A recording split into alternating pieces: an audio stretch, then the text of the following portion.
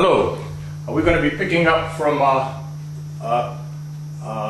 Facebook. Carol put this problem on regarding a first order differential linear equation, and it has to do when a simple electric circuit contains resistance R and inductance L, and we're going to be solving for current I. So the equation basically is L equals di over dt, first derivative, plus Ri equals E. E for electromotive force. So this takes on the form, we're going to solve this first order differential linear equation where it takes on the form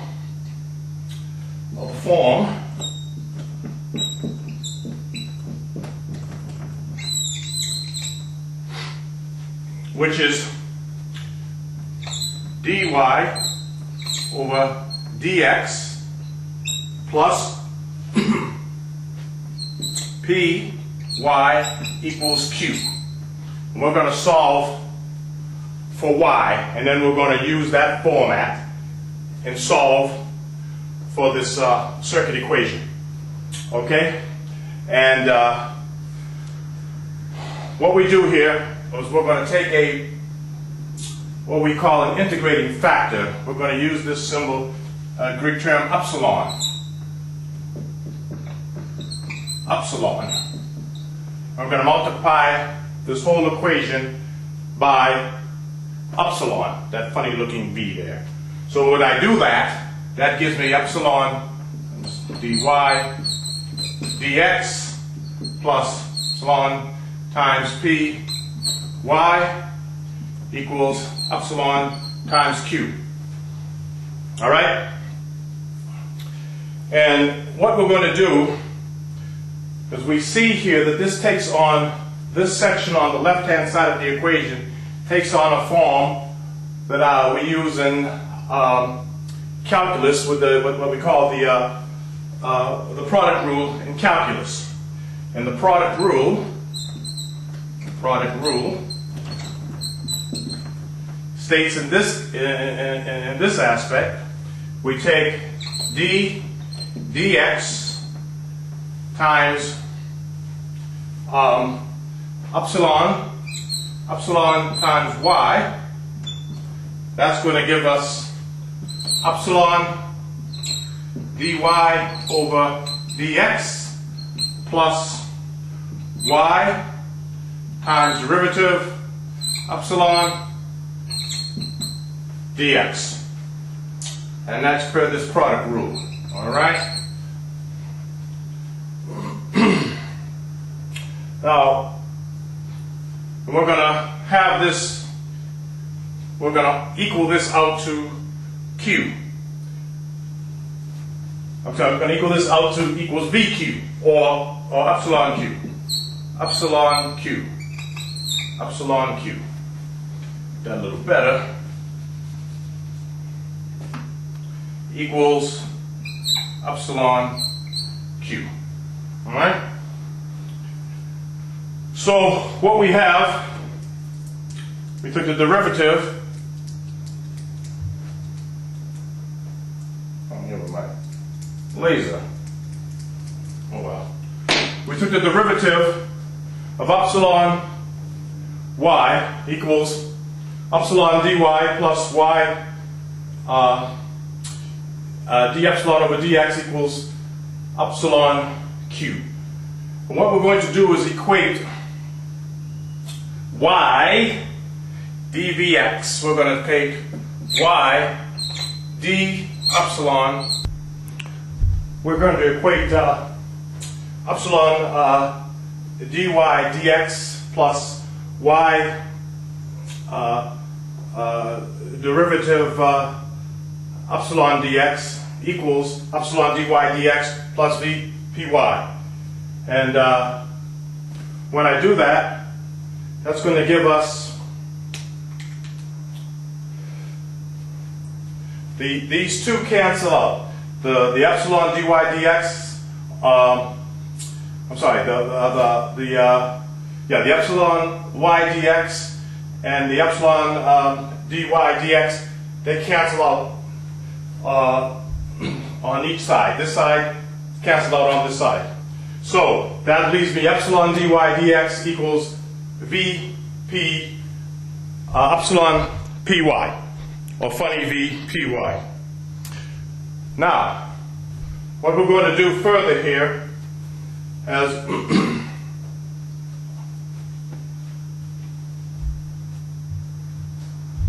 back this up here. Erase this. Look at this again. These two cancel out, which is going to leave me with y derivative epsilon dx equals epsilon py. Now the y's cancel out on both sides, which then going to leave us with the derivative epsilon dx equals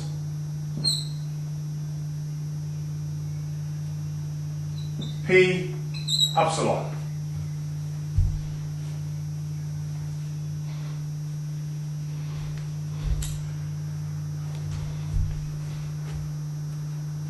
All right, we have derivative epsilon over dx equals p times epsilon. We're going to separate the variables. When we do that, that gives me d epsilon over v equals p dx.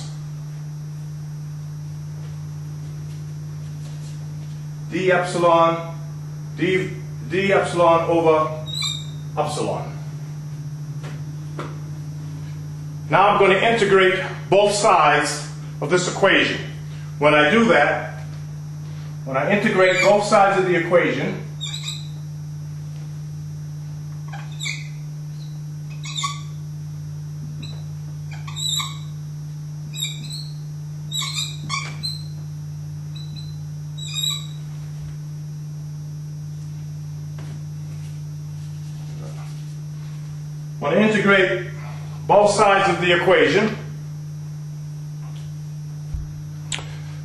and that'll leave me with logarithm epsilon equals integral of p dx. Now I want to take the logarithmic exponential of both sides. When I do that, that gives me e to the logarithmic epsilon equals e to the integral p dx, which then in turn leaves me epsilon equals integral p dx. Now that is we solve for epsilon. That's going to be very important when we put this integrating factor into this form. And what I want to do is stop here and pick up. I'm going to erase this, pick up from where we just left off, and continue on the next video. Logarithm p. Okay, so now what we have back up on the board is a continuation where we had epsilon, the original equation. We had epsilon dy dx plus epsilon times py equals epsilon times q. And we used the product rule, and that became the derivative of vy, or epsilon y, equals epsilon dy dx plus y, derivative epsilon dx equals epsilon q. So what we're going to do is we're going to substitute this for the, we're going to substitute in equation 1, derivative Vy, derivative epsilon y equals epsilon q. So we're going to just substitute this for this. And that's going to give us d epsilon y dx equals epsilon q. So we're going to swing the dx up, and our equation will then read derivative epsilon y equals epsilon q dx. Take the integral of both sides.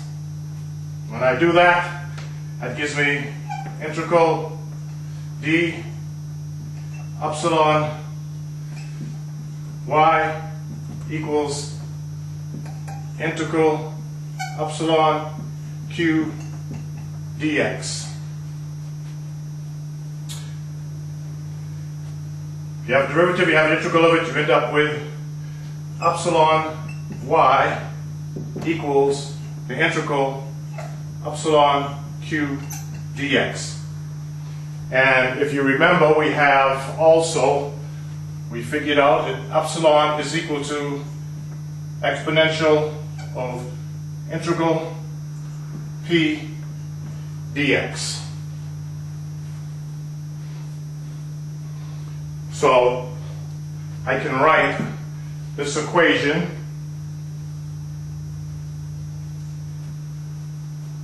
that being the case, I can write this equation as epsilon y equals the integral, and substitute in for epsilon e radical integral p dx q dx. And further, when I solve for y, if I solve for y, this becomes, I'm going to do it over here. I'm going to solve for y, this becomes, well, let me write this out again and put in, substitute in for epsilon on the left hand side. So then we have exponent of integral p dx times y equals integral epsilon exponent of p dx dx. So now when I solve for y, this will give me, solving for y would give me exponent to the minus p dx times the integral times the integral exponent integral dx q dx. That's the equation solved. So when we solve for y, which then in turn we'll be actually solving for I, but this is the model that we use to solve a first order differential linear equation. And I want to put that there for a moment, and then we will pick up from there on the next video. But again, let me go over this. What we did, we took the product rule, or we took the equation, initial equation where we had dx, dy over dx plus py equals q. We took an integrating factor, which we used as epsilon, and we multiplied that whole equation by epsilon, and that gave us epsilon dy over dx plus epsilon times py equals epsilon times q. And we found that we could take the product rule and equate the product rule to epsilon q, which we give the product rule states the derivative dx over times epsilon times y gives epsilon dy dx plus y derivative epsilon over dx equals epsilon q. And then we just equated derivative dx, ddx times epsilon q equals epsilon, derivative dx times epsilon y equals epsilon q. And then we just integrated both sides of the equation, which then left us with epsilon y equals the integral of epsilon q dx. We took the integrating factor that we had, when we solved for epsilon. We solved for epsilon, and we found that to be logarithm exponent of integral p dx. And what we did, we stuck that in for anywhere the exponent integral p dx, anywhere we saw epsilon. So we ended up with epsilon y equals integral epsilon q dx. We just substituted in first on the right hand side. It left us integral epsilon integral p dx q dx, and then we did it for the left hand side for epsilon. So we ended up with exponent integral p dx times y equals integral exponent integral p dx dx. Left out the q dx, which then we solve for y, and y equals exponent to the minus integral p dx exponent integral p dx q dx. So we solve for y. So that's the general format. We're going to use this general format to solve for the electronic equation, the electrical equation where we're solving for current.